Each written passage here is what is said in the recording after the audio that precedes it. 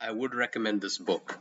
Um, it's an especially good book for you if you are interested in the life or the sort of intellectual development of either Wittgenstein or Karl Popper. If you don't know who those people are, that's okay. We'll talk a bit more about it as I go on. But yeah, it's a really, really fun, very happening book that situates sort of the development of certain ideas in especially these two philosophers' work, but also others. Um, and it situates it very well within the sort of historical and social and intellectual climate into which these people were embedded. And again, it does so in a really, really interesting way. Even if you're not into philosophy, it's a super, super fun book. And what I will say is, if you study philosophy, there's probably not a lot for you here in terms of philosophy specifically. I don't think you're gonna glean much from it. Like, if you, for example, have read Wittgenstein and Popper on their own, this is probably not going to offer you much in terms of ideas. But at least for me personally, I find a lot of value in seeing sort of how the idea is developed, not just across history in terms of how it develops in response to older ideas, but also in terms of, you know, I think these ideas often develop based on the individual's own circumstances and their own life as they go through things, as they interact with other people and ideas. So I find this stuff very interesting, and I think most people would as well. But, again, if you're looking for an in depth examination of Wittgenstein or Popper, not the book for you. Otherwise, 100% would recommend this book to pretty much anyone. And it's especially good if you want to get into philosophy, if you want to get into contemporary philosophy. Really, really good place to start, I think, because it introduces you to not just Wittgenstein and Popper, but several other relevant and important sort of philosophers of that time period and sort of this more contemporary phase of philosophy. So it's a great introduction to sort of, it will really help you get situated with sort of analytical philosophy, logic, modern logic at least, philosophy of language. Um, yeah, yeah, it's, I don't think it's not written as an introduction to philosophy, but I think it would serve that purpose very well. Um, yeah. Anyways, what the book is actually about, now that we've gotten my recommendation out of the way, is it's, as the subtitle says, it is the story of a 10-minute argument between two great philosophers. The philosophers in question are Karl Popper, who worked a lot on, mainly on, I would say, the philosophy of science. Sort of what is or isn't science, what's a pseudoscience, a lot of that is from him. Very famously thought, for example, Freudian psychoanalysis, astrology, these things are pseudoscience. The idea of falsification also owes, as we understand it, at least owes a lot to him. Um, Wittgenstein is also sort of a very major figure in modern and recent philosophy. He was sort of an enfant terrible, if I pronounced that right, which I probably didn't. And he was sort of a savant. He wrote one book in his life that was published in his life, which was the Tractatus Logico-Philosophicus. It was published when he was quite young. If I'm not wrong, I want to say like 20, 22 years old. It was revolutionary. A lot of logic and analytical philosophy, a lot of what happened afterwards owes itself to that book. And if you read this book, you'll see that he was treated with a sort of awe and even of hate, but with that hate, that hate was still not divorced from awe by other philosophers at the time, including a major figure, Bertrand Russell. But I get ahead of myself. The book is about an argument that occurred between these two in, I believe, 1946 in Cambridge University. By the way, I read this book a couple of months ago, so I might be fuzzy on a few details. I didn't want to write out a review and just read it to you. I wanted to sort of speak off the cuff as thoughts came to me. I have my copy of the book with me, so I'm just going to flip through it as I speak. But yes, for context, Wittgenstein was the chair of a sort of a group of philosophy dons and students at Cambridge University who would get together and they would host, I think, bi-weekly lectures from visiting guest lecturers and sometimes from their own speakers on topics they're working on. Wittgenstein was the chair, so there would be someone would come and present a short speech or something, and then they would ask questions, critique it.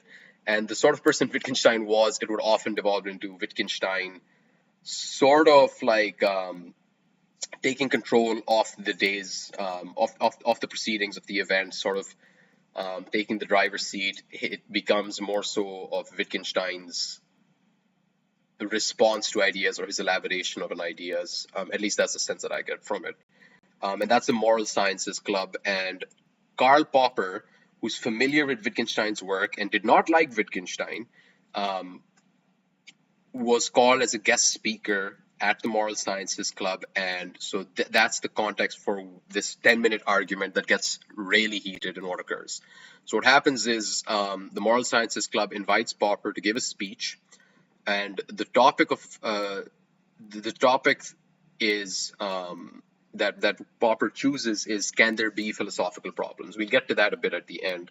And in the middle of Popper's speech, Wittgenstein sort of interrupts him and starts responding to Popper's ideas, and the argument gets very heated. The book is called Wittgenstein's Poker because at some point in the middle of this, Wittgenstein, either to sort of enunciate his points or, as you know, it seems that Popper is trying to present it, just angrily and almost threateningly grabs a hot poker from the fireplace, and he sort of is jabbing in Popper's direction with the poker as he's speaking.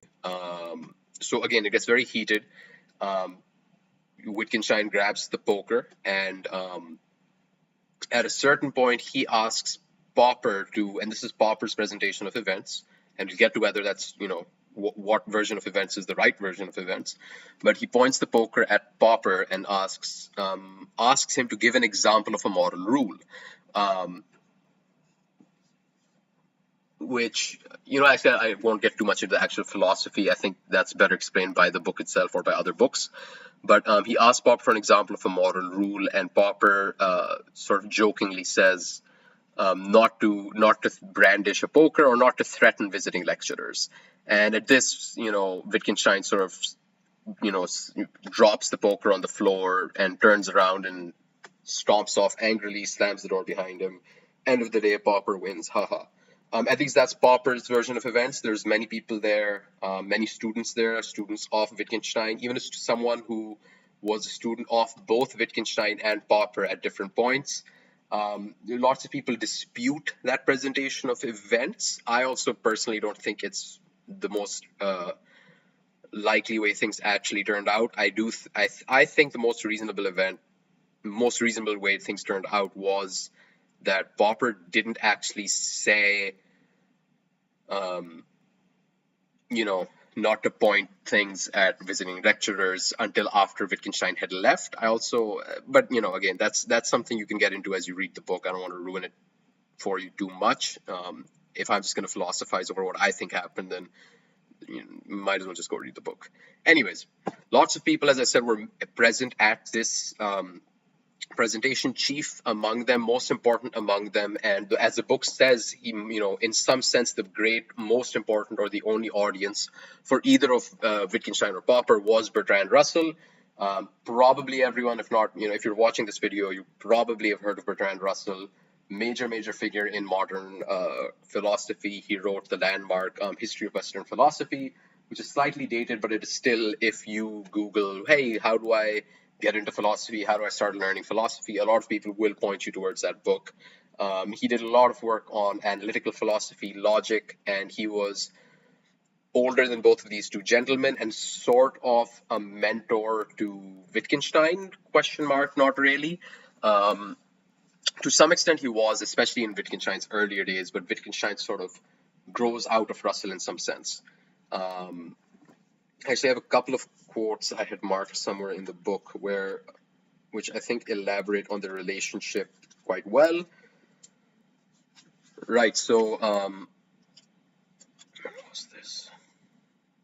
Yeah, so here's a quote of Russell about Wittgenstein. Wittgenstein makes me feel it is worthwhile that I should exist, because no one else could understand him or make the world understand him. Similarly, he also said, he said in a letter to somebody that I love him. So this is Russell speaking about Wittgenstein. I love him and feel he will solve the problems I am too old to solve. He also said to Wittgenstein's sister, Hermine, we expect the next big step in philosophy to be taken by your brother. So that was sort of here where I think Russell saw, Russell was aging, and he said at some point that he didn't think he could do any real or important work in philosophy any longer. But he saw Wittgenstein as, at least initially, he saw him as the torchbearer, someone he could pass the torch to as a protege of sorts to sort of do the next big thing in philosophy and in logic. And Wittgenstein definitely did respect Russell. There's some of Russell's influence in his Tractatus, but I think Wittgenstein, in a sense, also felt, or at least behaved as if he outgrew Russell. And I think there's a point in the book that mentions that before Wittgenstein's Tractatus was published, while he was actually actively a combatant in World War II, or sorry, no, it was World War One. He sees Russell's new book, which is published at the time, and he remarks that this is not an exact quote, but something to the effect of like it's a joke, or it's like funny what sort of things pass for philosophy nowadays, or for like you could write anything in a philosophy book nowadays, something of that sort. And you see that as obviously as a result of, partially or wholly or mostly as a result of the sort of personality Wittgenstein has, and he doesn't seem to, at least to me, value other people's intelligences quite highly.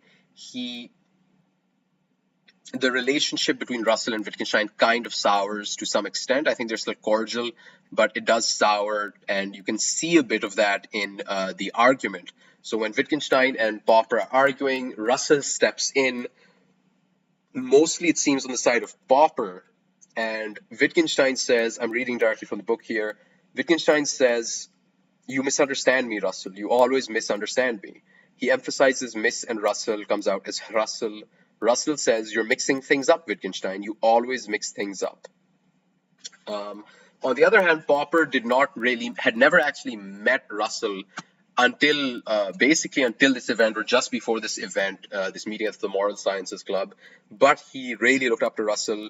He lionized him, he idealized him when he wrote about Russell's writing. He had nothing except praise for Russell. And so, at least how I perceive it, there's a bit of a pick me, choose me, love me kind of element. Again, everything I'm saying is just opinion. This is just me spitballing. But I certainly got that vibe, and it seems to me that that's what the authors of the book are get at as well. If they in fact say as much not in those words. But anyway, so Russell is there, and again, it's a remarkable event because there's these two sort of titans of contemporary philosophy going at it. Bertrand Russell is also there, so there's these three huge figures, but that's not it, right? There's like a bunch of other major philosophers of the time, and these are some pictures.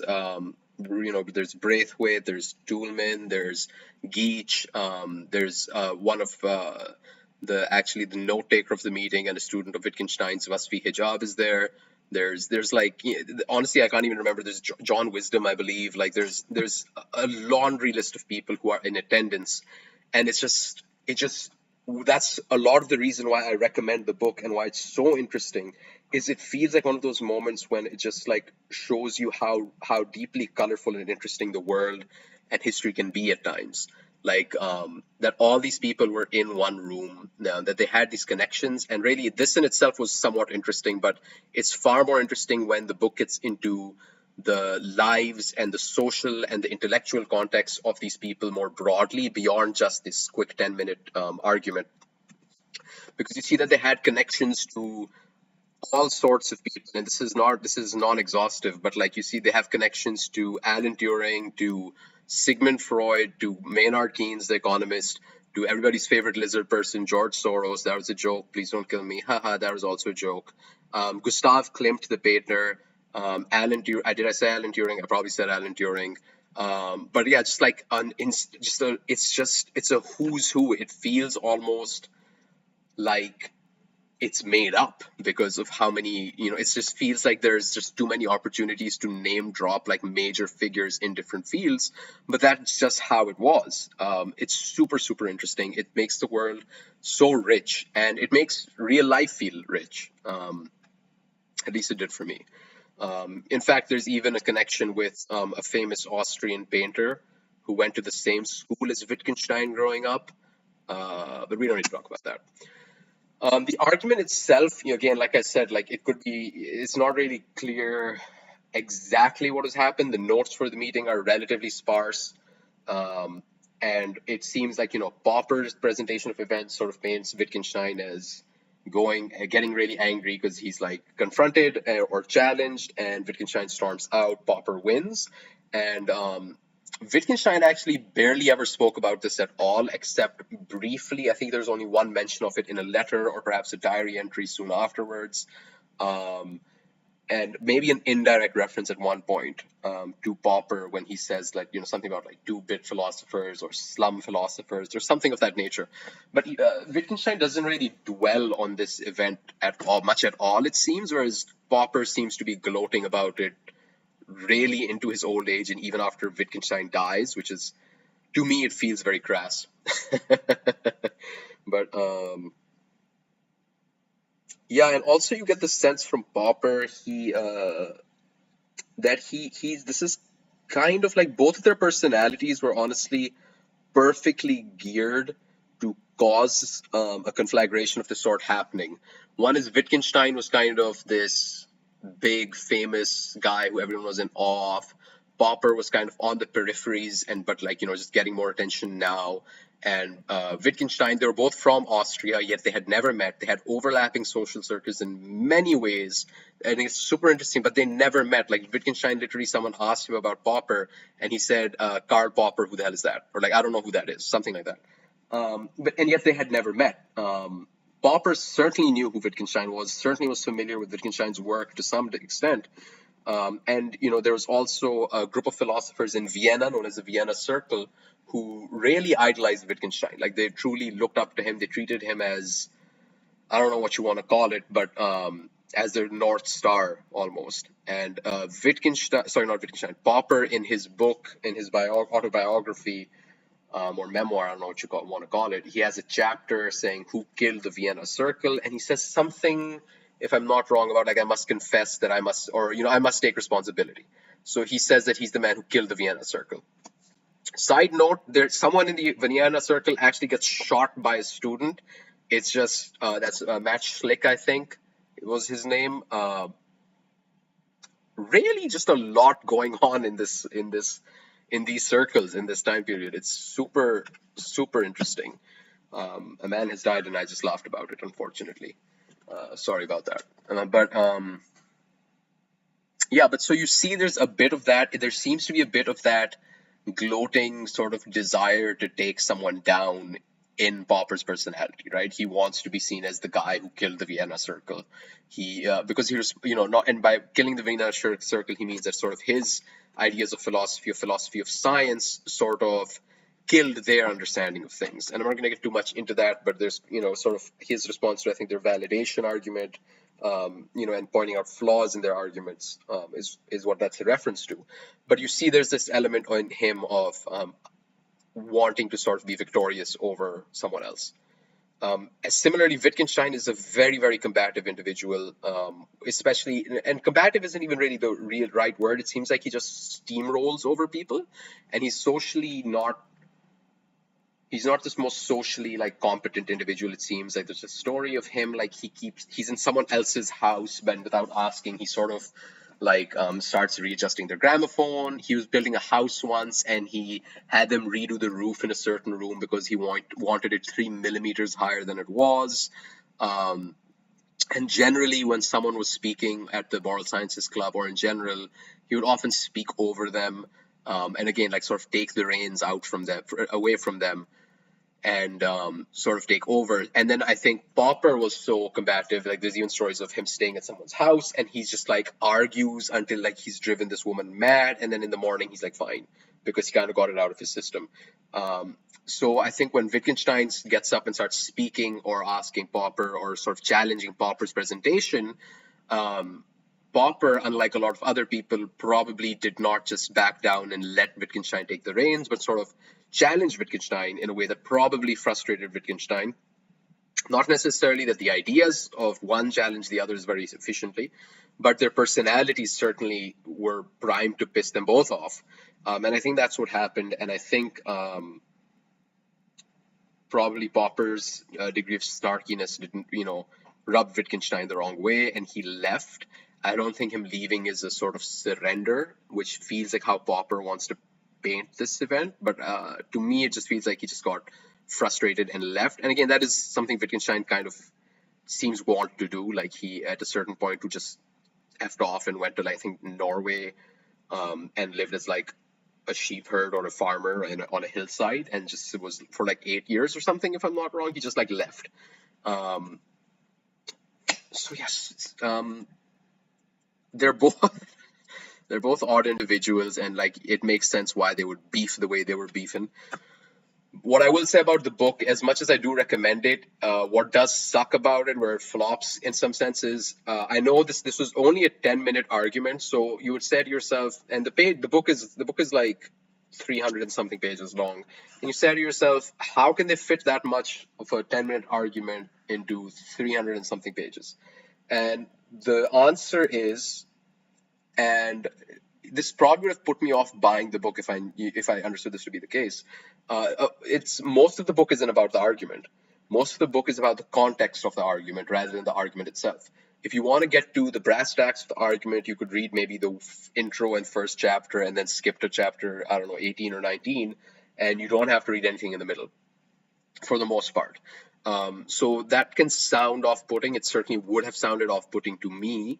I was expecting sort of, a few chapters of context, social context, intellectual context, development of ideas, and then we can get to, I was hoping for several chapters sort of dissecting arguments that they made.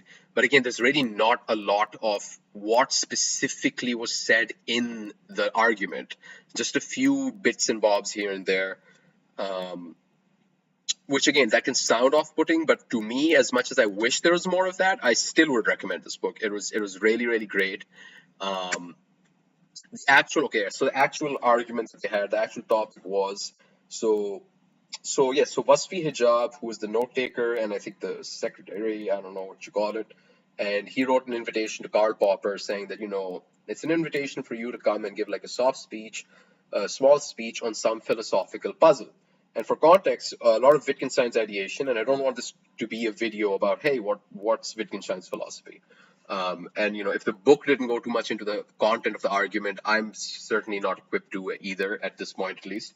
But a lot of Wittgenstein's idea, his main idea almost, I would say, at least for the earlier Wittgenstein, is that there's no real philosophical problems. That a lot of what we consider to be philosophical problems are just puzzles that arise due to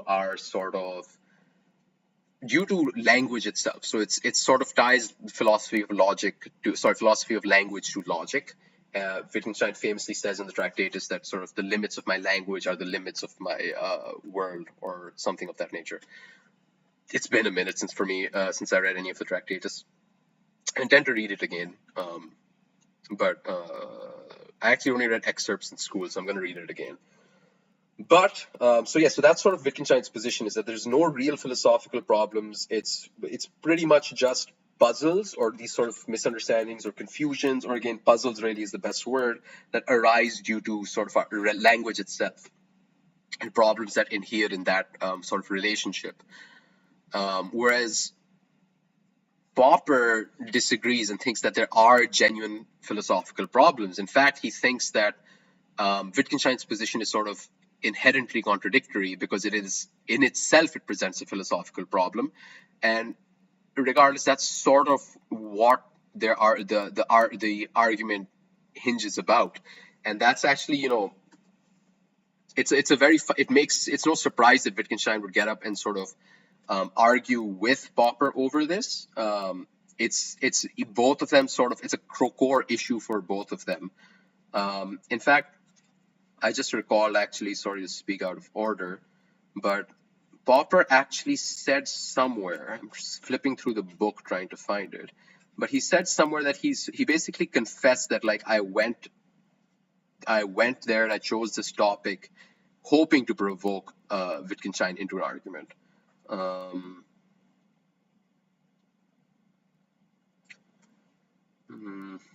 if I can, come on, man. The problem with taking too many notes is that it's impossible to find any single note.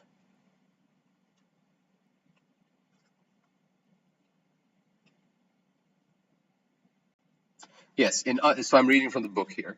In Unended Quest, Popper makes plain his attitude to the Cambridge meeting. Quote, I admit that I went to Cambridge hoping to provoke Wittgenstein into defending the view that there are no genuine philosophical problems and to fight him on this issue. So yes, and then the book goes on. The thesis that this is the book, not Popper himself, the thesis that there are no genuine problems, only linguistic puzzles, was among his, quote, pet aversions. So this was really the main point that Wittgenstein made in his book, the Tractatus Logico-Philosophicus, and it was also a pet aversion of Popper's. So this, no surprise really that the argument arises, that it gets as heated as it does, given both their personalities. But unfortunately, there's really not a lot of meat in the book. And I honestly don't get the sense that there's a lot of meat in the argument itself. I don't think they really got too deep into any issues or made any ground in discussing the issues or the differences they had at an intellectual level. I think Wittgenstein left before that happened, and I don't think either of their personalities permitted them to, like, sit down or discuss this in really a reasonable way. I think Wittgenstein did later, at another meeting of the Moral Sciences Club, present what I guess is a response to what he heard from Popper. But even that is only barely touched upon in this book. I don't want to go into too much more detail about anything because I really, at that point, this isn't a review. This is just me telling you everything that happens in the book, which I mean, honestly, the title of the book is everything that happens in the book, so I was not really spoiling anything for you.